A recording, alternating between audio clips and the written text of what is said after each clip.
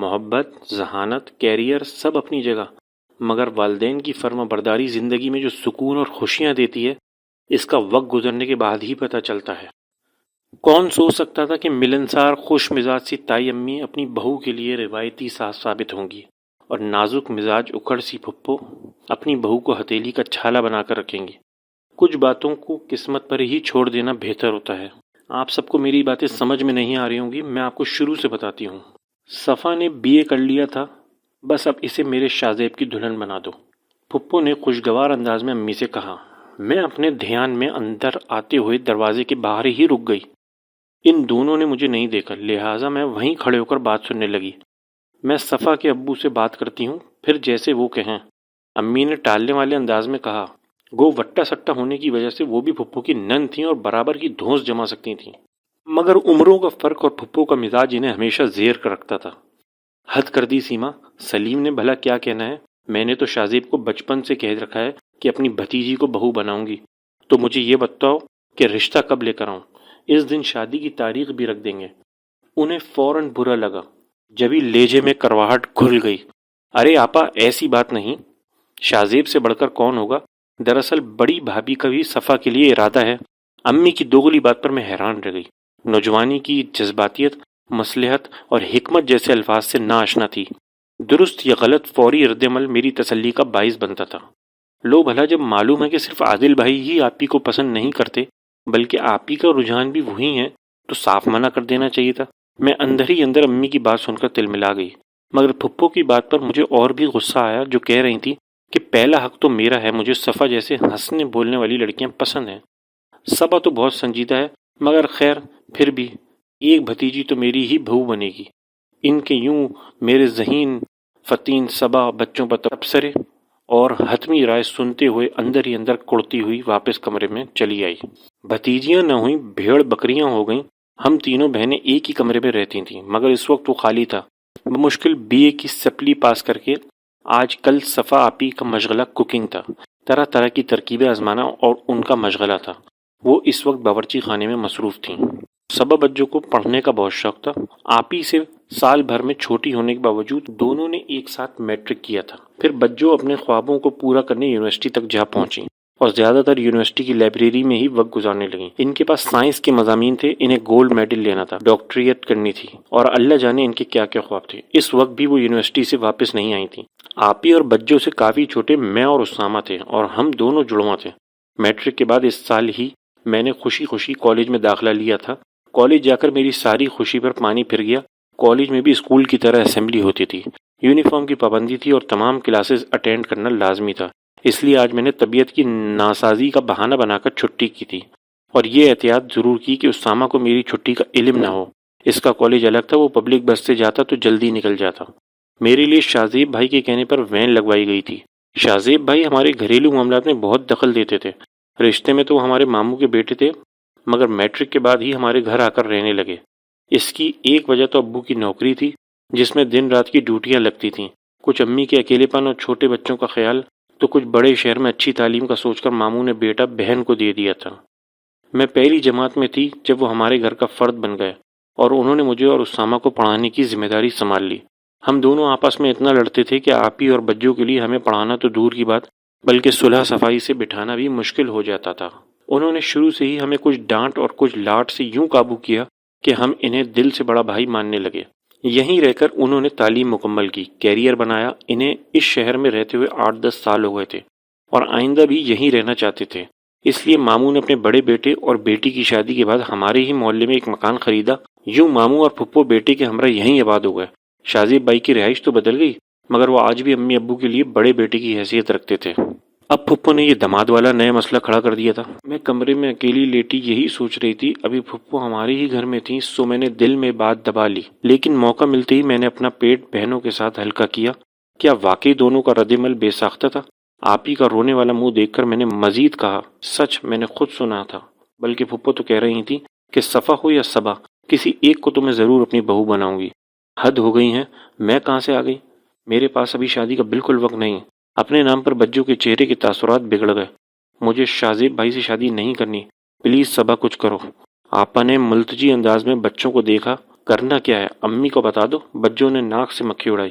مجھے بھی عادل بھائی اچھے لگتے ہیں، تائی اماں بھی خوش مزاج ہیں، پھپھو کی طرح نہیں۔ بے ساختہ اپنی رائے دیتے ہوئے مجھے یاد ہی نہیں رہا کہ عادل بھائی اور آپی کی پسند ایک کھلا راز تھا۔ میرے منہ سے یہ ذکر بڑی بہنوں کو پسند نہ آیا۔ وہ ہر بات پر مجھے چھوٹی ہو، چھوٹی بن کر رہو کہنے کی عادی تھیں، اس لیے کچھ بھی کہنے کی بجائے آپی ایک دم سے چپ ہو گئیں۔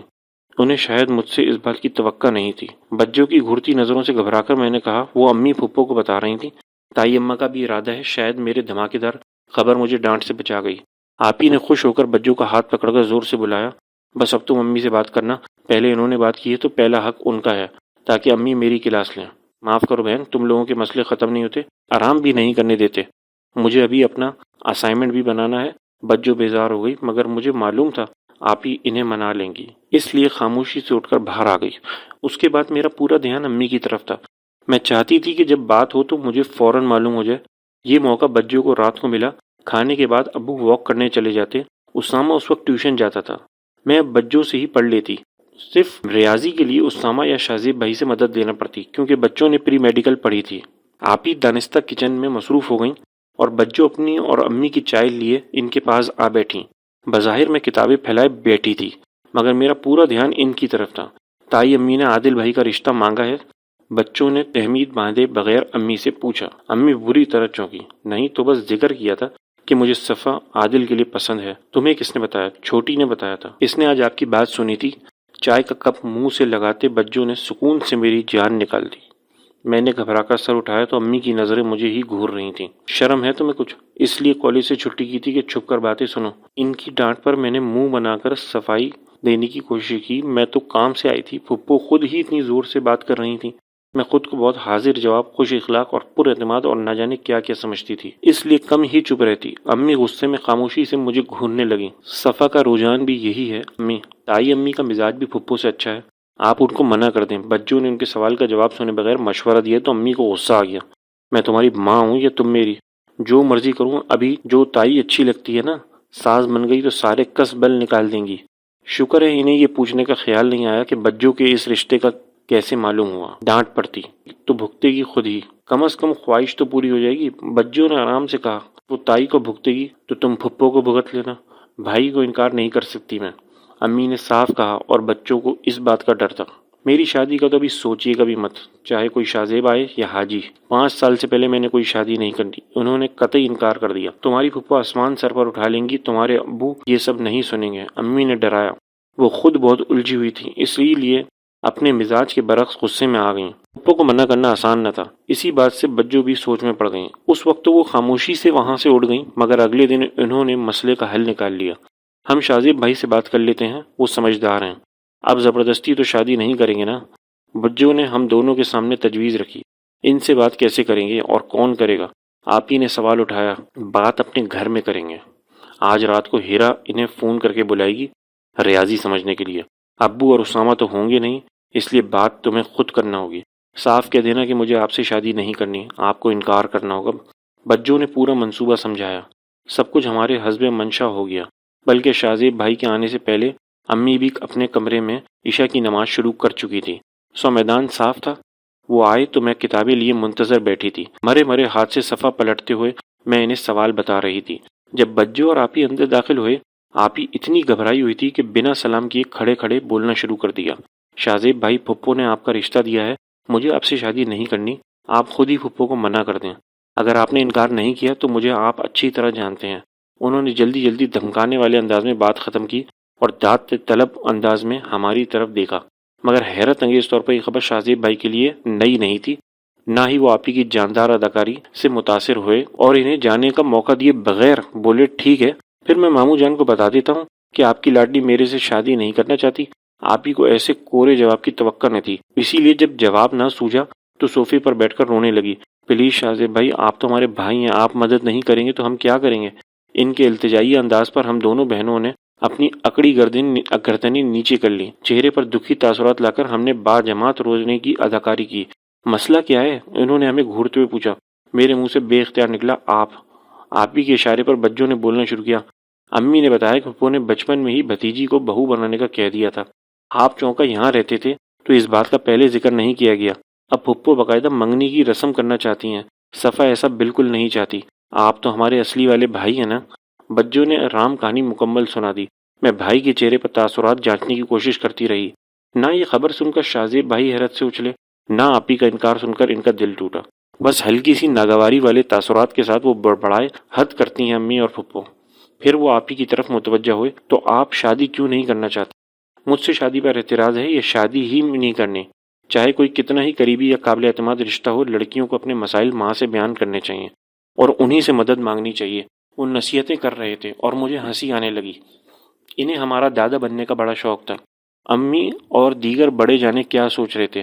ایسے کھڑوس کے ساتھ اچھا ہی ہے آپی کی شادی نہ ہو۔ عادل بھائی تو بڑے ہنسمکھ ہیں، آپی اور ان کی پسند بھی ہم پر ظاہر تھی۔ بس ایک بار یہ مسئلہ ختم ہو اور باقاعدہ رشتہ آئے تو پھر سب خیر ہی ہے۔ میں نے دل ہی دل میں سوچا، ہمارے خاندان میں رشتے کے لیے واحد قابلیت خاندان کا ہونا تھا، خاندان سے باہر رشتوں کا رواج نہ تھا۔ شاہزیب بھائی کو بجو نے صاف صاف بتا دیا کہ علی بھائی اور آپی ایک دوسرے کو پسند کرتے ہیں، اس لیے اگر آپ اس رشتے سے انکار کر دیں تو تبھی ممکن ہے کہ ان دونوں کی شادی ہو سکے۔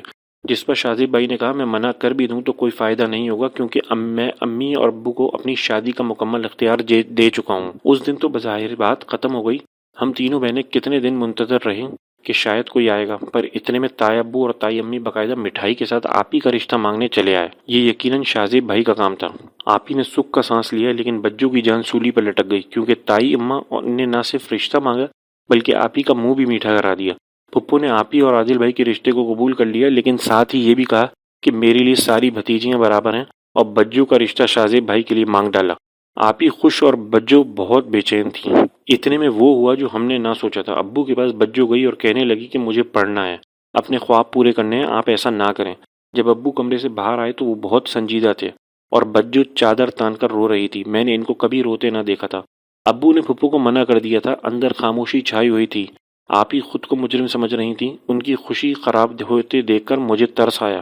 مٹھائی لاؤ، مٹھائی لاؤ، منہ میٹھا کراؤ، ایسی آوازوں کے ساتھ ڈرائنگ روم کا دروازہ کھل گیا۔ تائی اماں چہک رہی تھیں۔ بہت مبارک ہو بیٹا، تائی اماں نے مجھے لپٹا کر پیار کرتے ہوئے کہا۔ سب بہت خوش تھے۔ آپ کو بھی مبارک ہو۔ میں نے ہاتھ میں پکڑی پلیٹ سے مٹھائی ان کے منہ میں رکھ دی۔ خیال آیا کہ برابر میں بیٹی پھپھو ناراض ہو جائیں گی، تو باقی مٹھائی ان کی طرف بڑھا دی۔ پھپھو نے ہنستے ہوئے مٹھائی کھا کر مجھے گلے لگا لیا۔ یہ میری بلبل، میری نظر نے آج سے پہلے اتنا خوش پھپھو کو کبھی نہ دیکھا تھا۔ میں نے سب کو مٹھائی دی۔ ابا اور ماموں اور تایا اور ابا نے مجھے بہت سر پر پیار دیا۔ اتنے میں امی کی آواز سنائی دی کہ چائے لے آؤ۔ آپ ہی لا رہی ہیں، میں نے امی کو جواب دیا، جس پر انہوں نے شعلے برساتی نظروں سے مجھے کچن کی طرف جانے کو کہا۔ بے وقوف لڑکی ہے یہ، اس کا رشتہ شاہزیب سے طے کر دیا اور منہ میٹھا کروانے کے لیے بلایا، اور یہ خود سب کے منہ میں میٹھا کروا رہی ہے۔ مٹھائی کے ٹوکرے سے گلاب جامن اٹھاتے ہوئے مجھے امی کی آواز سنائی دی، اور گلاب جامن میرے ہاتھ سے پھسل گیا۔ میرے حلق میں آواز پھنس گئی۔ میں کہنا چاہتی تھی کہ یہ سب کیا ہو گیا ہے۔ اللہ تمہیں خوش رکھے میری چندہ۔ میری دلی خواہش تھی کہ میں شاہزیب کو اپنا داماد بناؤں۔ امی نے مجھے بہت پیار سے سینے سے لگا لیا۔